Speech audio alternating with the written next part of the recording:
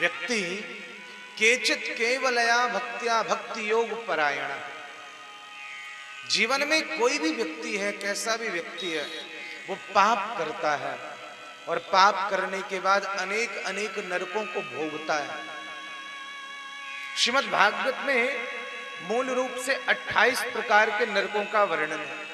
अन्य ग्रंथों में और भी वर्णन है, गरुड़ पुराण में तो और भी ज्यादा नरकों का वर्णन है, जिनमें अनेक कर्मों को करने के कारण, पापों को करने के कारण हमें उनका दंड मिलता है, अनेक कर्मों का हमको फल मिलता है। और मेरा तो स्पष्ट कहना होता है कि आप नरक यदि देखना चाहते हैं ना, तो आपको जरूरी नहीं है कि मरना ही पड़े। नरक यदि देखना है तो आप अपने इस जीवन में ही देख सकते हैं। वास्तव में सुख है तो वही स्वर्ग है, और दुख है तो वही क्या है, नरक है। सुख क्या है, स्वर्ग, और दुख क्या है, नरक। भक्त जो होते हैं वो स्वर्ग और नरक इसकी कामना नहीं करते। स्वर्ग कैसा होता है, सुखदेव जी बता रहे हैं कि स्वर्ग की क्या परिभाषा है।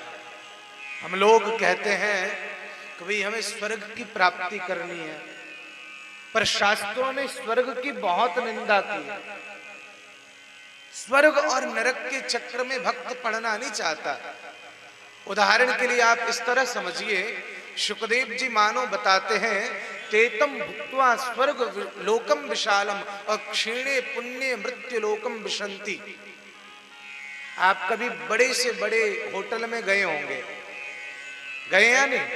बड़े से बड़े होटल में, रेस्टोरेंट में बहुत दिव्य व्यवस्था है, और वहां आप पहुंच गए, बहुत जेब गर्म थी आपकी, बजट बहुत अच्छा था, आपने वीआईपी कमरा ले लिया, और आपने जितना आपको पेमेंट करना था कर दिया। आपने 2 दिन के लिए कमरा बुक किया। 2 दिन आपकी खूब सेवा सत्कार की प्रक्रिया हुई।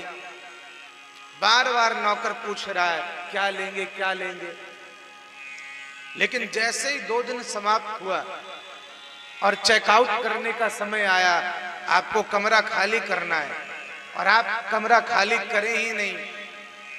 आपको 2 दिन का समय था, आपने 2 दिन का पेमेंट किया, 2 दिन बाद आपको कमरा खाली करना है। वैसी परिस्थिति में क्या करेंगे आप? आपको तो करना ही पड़ेगा, क्योंकि आपने सिर्फ 2 दिन का भुगतान किया। पैसा खत्म हुआ, आपको जो नौकर बार बार पूछ रहे थे क्या लेंगे क्या लेंगे, वही धक्के मार के भी निकाल देंगे आपको। अगर आप जाने की भी कोशिश नहीं करेंगे, आपको बार बार कहेंगे भैया खाली कर दो कमरा, दूसरे लोग आएंगे, और आप कहें नहीं भैया हम तो नहीं जाएंगे। तो जो नौकर बार बार आपकी हाँ हजूरी कर रहे थे, मजदूरी कर रहे थे, वही आपको धक्के मार के निकालेंगे। तो स्वर्ग भी इसी तरह है।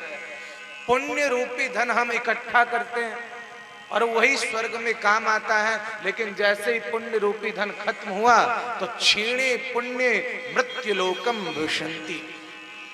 पुण्य क्षीण होते ही, पुण्य रूपी पैसा खत्म होते ही, पुण्य रूपी धन खत्म होते ही स्वर्ग से हमको वापस मृत्यु लोक में फेंक दिया जाता है। कहने का अर्थ हम सुखी नहीं रहते, हम फिर दुखी हो जाते हैं। इसलिए यह श्रीमद् भागवत महापुराण की कथा हमें क्या बताती है? हमें स्वर्ग और नरक की इच्छा नहीं करनी, हमें परमात्मा को पाना है। अगर वो मिल जाएगा तो सब कुछ मिल जाएगा, और वो नहीं मिला तो कुछ नहीं मिलेगा। और इसी बात के लिए अनेक ऋषि महर्षियों ने अपना जीवन व्यतीत किया। उन्होंने स्वर्ग की इच्छा नहीं की, उन्होंने सुख की इच्छा नहीं की, उन्होंने आनंद परमानंद की इच्छा की। और वही आनंद परमानंद कौन है? साक्षात श्री बांके बिहारी। इसलिए हम लोग क्या गाते हैं? नंद घर आनंद भयो जय कन्हैया लाल की।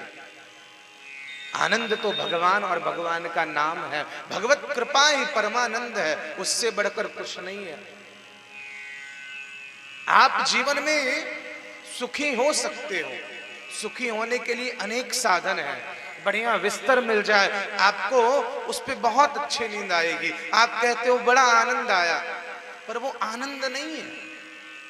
आपको 56 भोग मिल जाए, आपने खाया और कह दिया बड़ा आनंद आ रहा है। आपको बहुत अच्छा यात्रा करने का अवसर मिल जाए, बहुत अच्छी जगह जाने का अवसर मिल जाए, आपने उस पर्यावरण को, उस प्रकृति को देखा और कहा बहुत आनंद आया, वास्तव में वो आनंद नहीं है। जिस रसगुल्ले को खा करके आपको आनंद की प्राप्ति हो रही है, 1 2 3 4 आप 5वां खाओगे तो उसी से घृणा भी होगी। आप 5-6 रसगुल्ले खा लोगे, जितनी आपकी कैपेसिटी है, जितने आपकी शक्ति है, आप उतनी खा सकते हो। जिसको खा करके आनंद आ रहा था, आपने ज्यादा खा लिया तो वही आपके लिए दुख का भी कारण होगा, क्योंकि वो आनंद नहीं था, वो सुख था।